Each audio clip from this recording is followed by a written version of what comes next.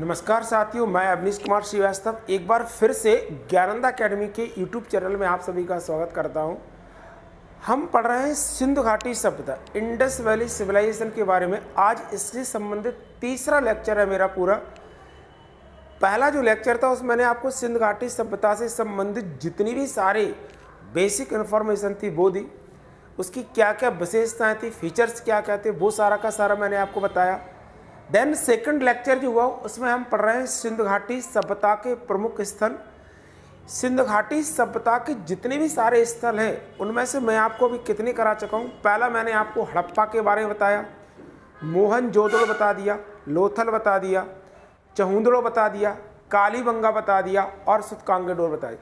तो ये काम के जो स्थल हैं वो सारे के सारे हम क्या करेंगे, वीडियो में पढ़ रहे हैं।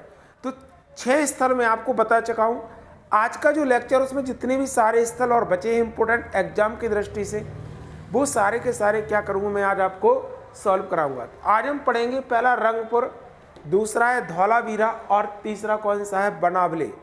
ये कुछ प्रमुख स्थल और हैं, एक दो और बचे, वो आज ही मैं इसको क्या करूँगा, कंप्लीट वीडियो को ख़त्म करूँगा। तो सिंधु घाटी सभ्यता से संबंधित जितने भी सारे आपके क्वेश्चन होंगे किसी ना किसी एग्जाम में जो पूछे जाएंगे, वो आशा मेरी यही कि वो सारे के सारे क्वेश्चन आपसे बन जाए। और वीडियो अच्छा लगे आपको तो प्लीज़ उसे लाइक करें, आप कमेंट करें और सब्सक्राइब करें, और कमेंट बॉक्स में आप मुझे बताएं कि आपको मेरा वीडियो कैसा लगता है। चलिए हम स्टार्ट करते हैं। आप सिंधु घाटी सभ्यता के प्रमुख जो स्थल थे,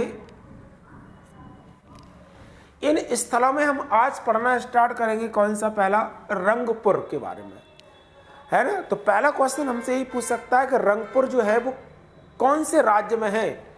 तो रंगपुर यदि हमसे पूछे कहाँ पर है, गुजरात राज्य में क्या है, ये स्थित है। तो सिंधु घाटी सभ्यता का जो स्थल है रंगपुर, वो कहाँ पर स्थित है, गुजरात राज्य में स्थित है। अब नेक्स्ट जो क्वेश्चन हमसे करेगा एग्जाम में कि इसकी खोज किसके द्वारा की गई। तो रंगपुर जो है इसकी खोज 1953-54 में रंगनाथ राव के द्वारा की गई, इसकी खोज की गई। तो खोज किसने की, 1953-4 में रंगनाथ राव ने इसकी क्या की, खोज की। और यदि पूछता है सभ्यता का स्थल ये कौन सी नदी पर स्थित है, तो मैंने लिख दिया है सभ्यता का यह स्थल मादर नदी पर स्थित है।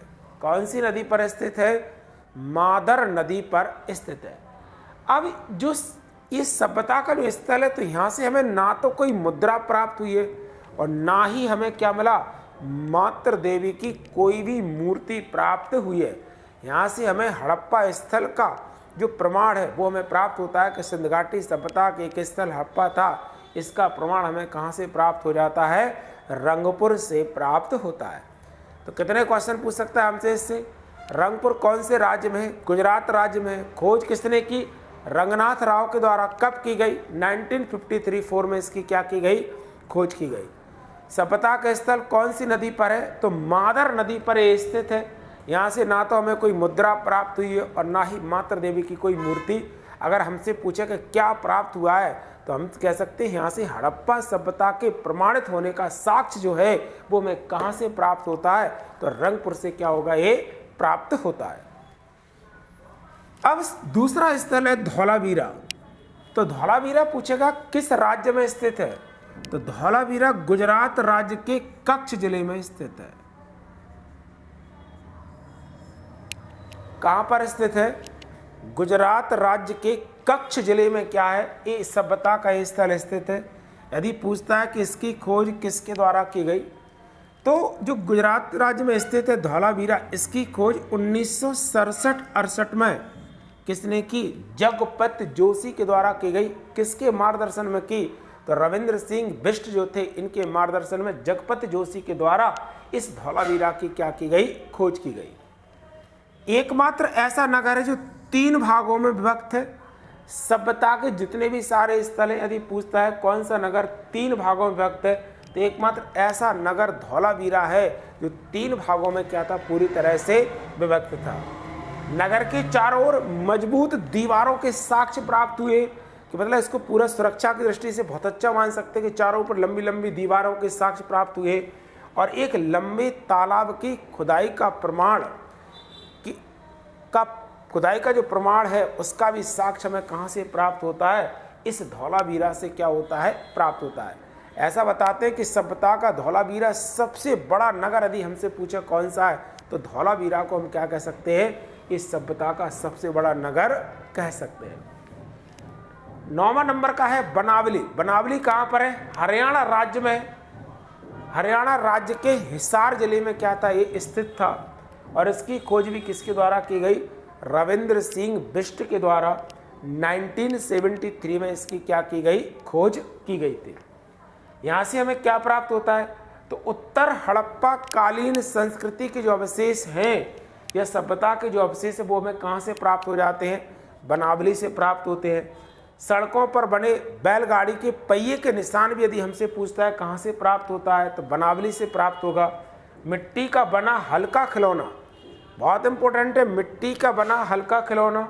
और पशु और मानव की मृण मूर्तियाँ यदि हमसे पूछता है कहाँ से प्राप्त होती है, तो ये हमसे कहाँ से प्राप्त होती है, बनावली से प्राप्त होती है। तो 9 स्थल मैं आपको कंप्लीट करा चुका हूँ, एक आध स्तर और बचा है, राखी गढ़ी और पढ़ाता हूँ।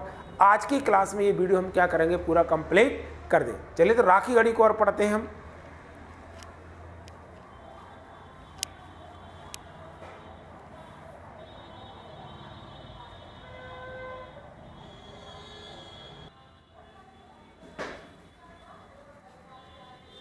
चलिए अब अगला स्थल है 10वां नंबर का है राखी गढ़ी। कौन सा स्थल है, राखी गढ़ी। यदि पूछे राखी गढ़ी किस राज्य में स्थित है, तो राखी गढ़ी हरियाणा राज्य के हिसार जिले में क्या है, स्थित है। कौन से राज्य में है, हरियाणा राज्य के हिसार जिले में यह स्थल स्थित है, जिसकी खोज 1969 में, इसकी खोज 1969 में किसके द्वारा की गई, सूरज भान के द्वारा की गई।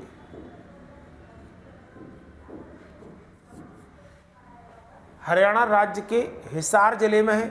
खोज यदि हमसे पूछता है 1969 में किसके द्वारा की गई, तो सूरज भान के द्वारा इसकी खोज की गई। और यह किस नदी के किनारे है, तो घग्गर नदी के किनारे स्थित है। और घग्गर नदी को ही हम सरस्वती नदी के नाम से भी जानते हैं। और इसी के आसपास इस स्थल का क्या हुआ, विस्तार हुआ है। अब यहाँ से हमें प्राप्त हुआ है तो तांबे के उपकरण और हड़प्पा लिपि में युक्त मुद्राएं, बहुत इंपॉर्टेंट है। तांबे के उपकरण और हड़प्पा लिपि में युक्त मुद्राएं हमें क्या, यहाँ से प्रमुख अवशेषों के अंतर्गत क्या होती हैं, प्राप्त होती है।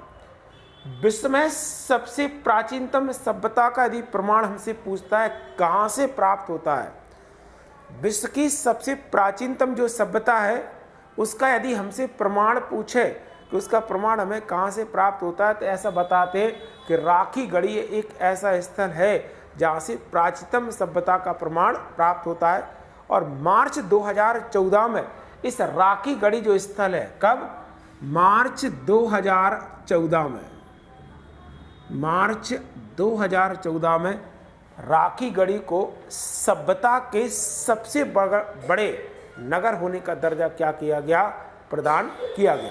तो बहुत इंपॉर्टेंट है हमारे एग्जाम की दृष्टि से कि मार्च 2014 में राखी गढ़ी को सबसे बड़े नगर होने का दर्जा क्या हो गया है, प्राप्त हो गया है। इसके बाद आता है सुरकोतड़ा।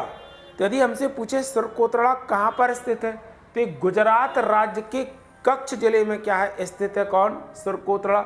इसकी खोज किसके द्वारा की गई, तो 1964 के आसपास जो है इसकी खोज जगपत जोशी के द्वारा क्या की गई, इसकी खोज की गई थी। तो 1964 में इसकी खोज किसके द्वारा की गई, जगपत जोशी के द्वारा की गई। बहुत इंपॉर्टेंट, क्या प्राप्त हुआ है, तो घोड़े की अस्थियां, घोड़े की अस्थियों के साक्ष्य यदि हमसे पूछे कहाँ से प्राप्त होता है, तो घोड़े की अस्थियां। यदि हमसे पूछे घोड़े की मृण मूर्तियां कहाँ से प्राप्त हुई है, आपको कमेंट बॉक्स में बताना है, मैं आपको बता चुका हूँ। घोड़े की मृण मूर्तियों के साक्ष्य कहाँ से प्राप्त हुए हैं, तो वो अलग है। यदि हमसे पूछे घोड़े की अस्थियों के साक्ष्य यदि हमसे पूछता है कहाँ से प्राप्त होते हैं, तो घोड़े की अस्थियों के जो साक्ष्य हैं वो हमें कहाँ से प्राप्त होता है, तो घोड़े की अस्थियों के साक्ष्य कहाँ से होते हैं, सुरकोतड़ा से प्राप्त होता है। तराजू का पड़ला और हड़प्पा सभ्यता का जो पतन हुआ, उस पतन के क्या कारण है, इसका प्रमाण भी हमें कहाँ से प्राप्त होता है, तो सुरकोतरा जो जगह है वहाँ से क्या होता है, प्राप्त होता है। तो ये था सिंधु घाटी सभ्यता से संबंधित प्रमुख चीज़ें, वो सारे के सारे मैं आपको बता चुका हूँ। विशेषताओं में मैंने आपको जो फैक्चुअल जानकारी थी कि यहाँ की लिपि कैसी थी, मुद्रा का प्रयोग किसके लिए किया जाता, कौन सी मुद्रा में किस मिट्टी का प्रयोग करते थे, पालतू पशु क्या है, वृक्ष क्या, वो मैं सारा का सारा आपको क्या कर चुका हूँ, पुराने 3 वीडियो में मैं आपको कंप्लीट इसको करा चुका हूँ। तो आज सिंधु घाटी सभ्यता से संबंधित जितनी भी सारी चीज़ें वो मैंने आज आपको फिनिश करा दी।